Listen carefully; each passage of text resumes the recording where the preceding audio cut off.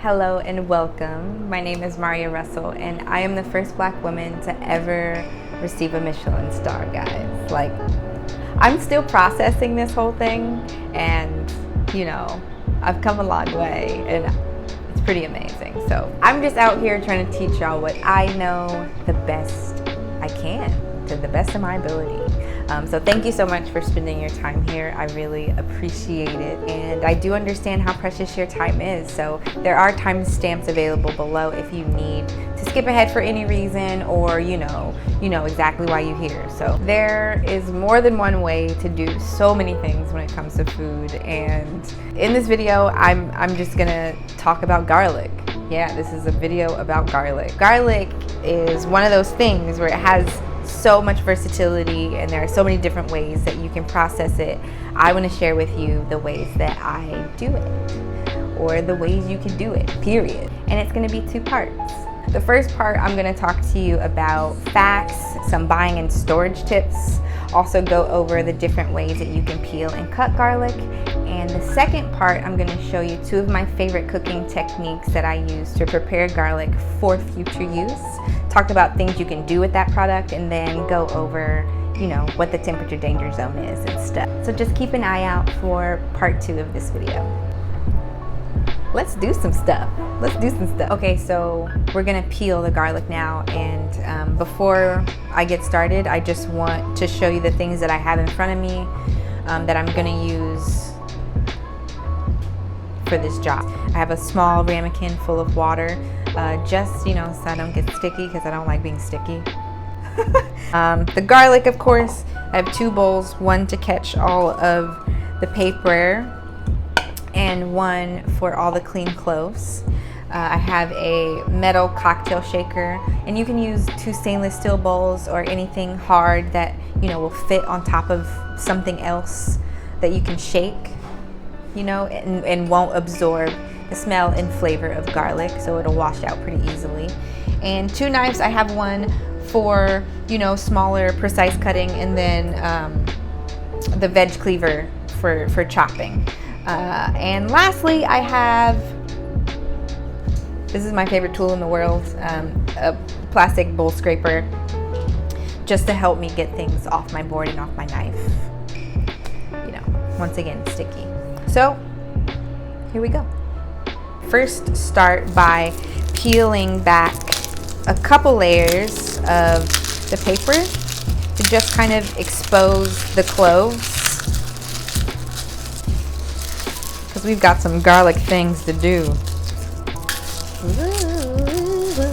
So I do that by pushing down and pushing away from myself. So firmly pushing down and away. And you can see the cloves just, here they are. This is them. From this stage, you can just peel the individual bulbs off with your fingers, But I like to take just a little bit off the top and then turn it upside down where the root is facing you, and then just press down. Put all your weight on it. Just kind of move around a little bit. And then it just loosens them all. So they're all out. And even some of the paper will come off as well. See? Like that. Okay, and now I'm going to put them in the cocktail shaker. I'm not going to put them all in there at the same time. Probably do about half at a time, just so I'm exposing a smaller amount to being hit, You just want to shake this a few times. You don't want to do it too rough to beat up the garlic. You're just trying to loosen the paper from the actual garlic. So I just do it a few times, and you should see some really nice results. And see, the paper is just cracked open, and the garlic's not super exposed to being beat up and bruised. Yeah, it looks good, guys. So now I'm just gonna, wet my fingers and just go through and get all this paper off. I like to work from left to right, so here we go. And it should just come right off. If some of them don't look like they're open, just look at the root end to see if there's like a crack, you know, in the paper, because there will be. It should be. A little crack right there. Let's get in there. There you go. Let's feel the body. That'll do it. So now I'm gonna show you how I cut the garlic. Plain simple. We're gonna cut it now. And I'm gonna get real close for that, so let's get into it. With something this small, working in the middle of the board doesn't work well, so you want to move the garlic to the edge of the board closest to you so your hand has space off the board and you don't end up hitting your knuckle. This is also a scenario where I put my index finger on the spine of the knife so my finger isn't constantly just rubbing up against the cutting board. And with mincing, you can just chop, chop, chop, go crazy, but there's a better way. I'm going to approach this like you would an onion, making nice, thin, long, horizontal cuts, using as much of the blade as I can, all the way to the root, but not through it, because you want it to stay together. Same principle here, just a vertical cut instead. With efficiency being one of the most important things in cooking, you want to do each step to all the product before you move on to the next step. So I cut all the garlic vertically and horizontally first, and now I'm going to come back and mince it off. It takes less time that way. And if you watch my shadow, my wrist is coming up and making a slight rounding motion, so I'm not just, you know, smashing down into the garlic. And I'm going to talk a lot more about that in the knife skills video. You want to always stay conscious of where your fingers are and have a firm grip on the garlic while keeping them pointed down towards the board.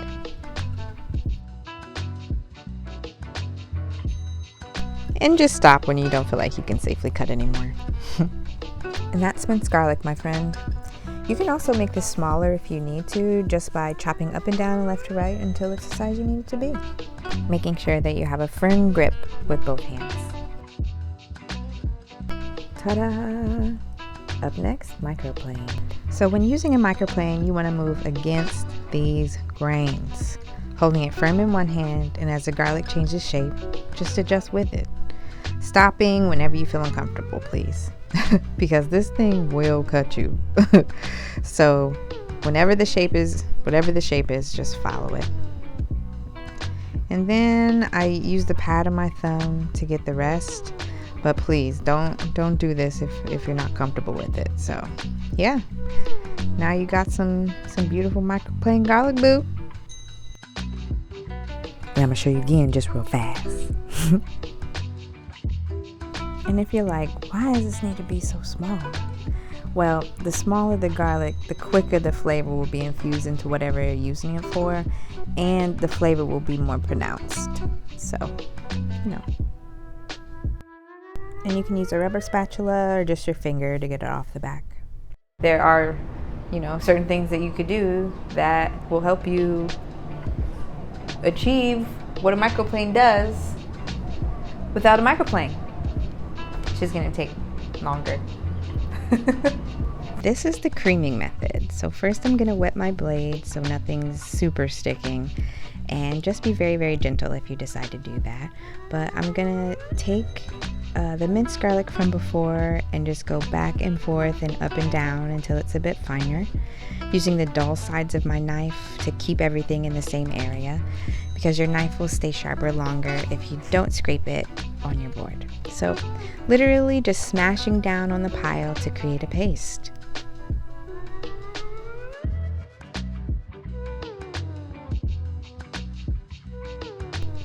I just do this until I have what I want.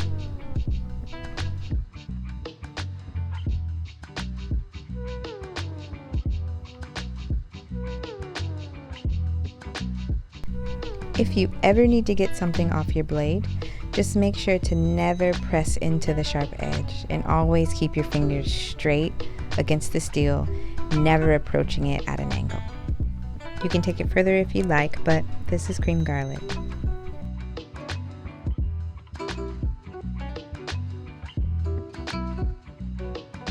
So if you're like, hey Mariya, I don't want to do all that, you know, I don't want to do all of that, or I don't have a microplane, then you can do this instead. Thin slices. I'm just cutting from tip to root, continuing to round and use as much of my blade as possible for this little tiny thing, you know, stopping whenever I feel I should. You're probably noticing a pattern here, huh?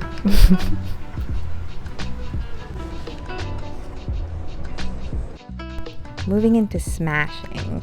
Now, this is going to be done with paper still on, and it's just a two-step process. So what you're going to do is take the flat side of the knife and put it over a clove of garlic. Use the palm of your hand to just smash down on that bad boy. This is good for all sorts of things like stocks, braising, stews, and even roasting stuff. So you're just going to smash them and just remove the paper.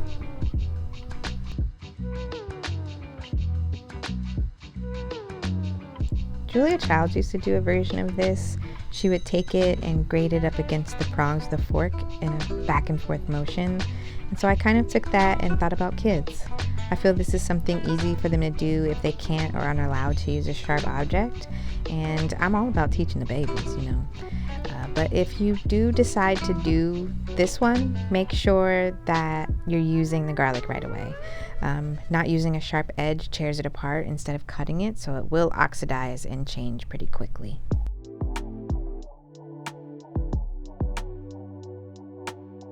This is the last one, beautiful people. Just an easy rough chop. Thanks for rocking with me. Don't forget to like, comment, and subscribe. So I just cut off the root end and cut slices lengthwise.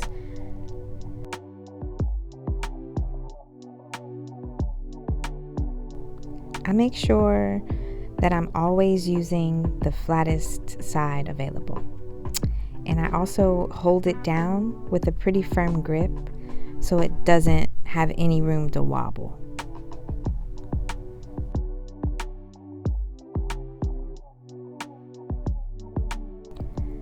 I also put weight on all four corners of this so it's able to stay very secure. And when it gets to just a small piece like this, just put it on its flat side and keep going. Kind of a rule of thumb for any similar situation. Now just chopping down from right to left, making sure that my fingers are pointing down towards the board.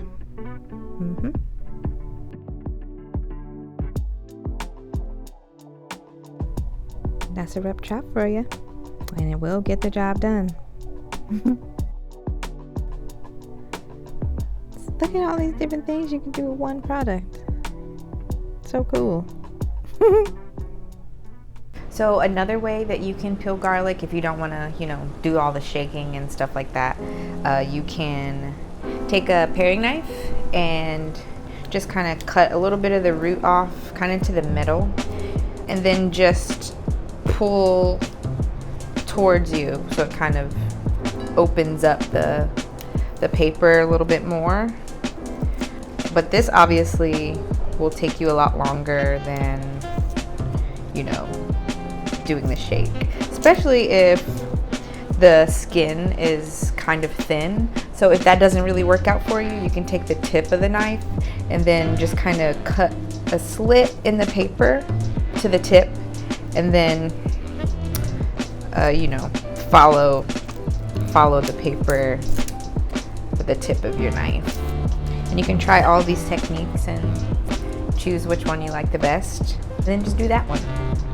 And if you are going to be holding your knife like this, I do suggest a couple of things. So if you come in contact with the pad of your thumb, just make sure that you're just being really gentle, If you're really gentle, then you won't run into any issues with cutting yourself. With holding the blade up so high, just be careful to make sure you're putting the blade on the pads of your fingers, or keeping your fingers up here, away from the actual blade, and just kind of sliding them up, and then just using the pad of your thumb for the tip, very gently, so you don't have to worry about there being blood all over your garlic. It's real important, so you don't cut yourself. Don't cut yourself. Just growing up watching my mom peel potatoes with a paring knife, or like any of my family members peeling things in their hand with a knife, you know. That's where this, that's why I'm so comfortable doing it, because I grew up doing that, you know. But if you're not comfortable with it, don't do it. We're gonna move on now. So let's talk about some things that you want to look for or avoid when you're buying garlic. So you want to look for bulbs that have like really plump and firm cloves. So I definitely like pick it up and feel that thing, because you know they try to get you in the store, so I try and touch everything, but that's also why you need to wash everything when you get home. Anyway, make sure that they're plump and firm. There's nothing squishy or moldy, and also you want to avoid anything that has a green shoot growing on the top. I bought one because I wanted you to see what it looks like, but you see this green shoot on the top, you know, that means that this has been hanging around for too long and they still want you to pay for it, you know, like that's not cool. So keep your eye out for stuff like this. Don't buy it, because you know when you get into this garlic, it's gonna be like really it's gonna be very intense. It might be a little bit sour too, so just, you know, try and avoid this. Maybe it's been in cold temperature and warm temperature and cold temperature and warm temperature, you know, and that's what will cause it to grow. Try to avoid anything that's already exposed, any cloves that are already exposed. There could be like mold or bugs, so just make sure that it's nice and firm and plump and looks pretty clean. Storing garlic is pretty straightforward. Garlic really likes to be in the dark and in like a breezy, airy situation. So I store my garlic in my pantry in like a folded open paper bag, but if you have like a basket or whatever, that works too. If you refrigerate garlic, that's how it gets this kind of like bitter, soury flavor, and also it promotes the growth of this shoot. A good rule of thumb is store it the way it's being stored at the grocery store. So you see this in a pretty, it's just out, not in refrigeration. That's how you store it. Same with like herbs and stuff. Herbs are cold. Tomatoes, warm, you know. So just keep an eye on that too. That's also something helpful. I like to buy fresh garlic because I think it tastes the best. But honestly, if you're doing like loads and loads of prep for stuff, buying pre-peeled garlic can be a way better situation. You know, preferences, man. Talk about the preference. I do. I mean, food is really all about preferences, you know. Whoever's cooking, for the most part, you know, it's about what they like the most and what they want the most. So, 'tis up to you. 'Tis up to you. I hope, you know, this helps you navigate garlic a little bit better. I hope you can take something from this. I really do. I really do. Thank you so much for hanging with me. I really, really appreciate your time. Please don't forget to like, comment, and subscribe, and I'll see you in part 2, okay? Bye. Enjoy your day.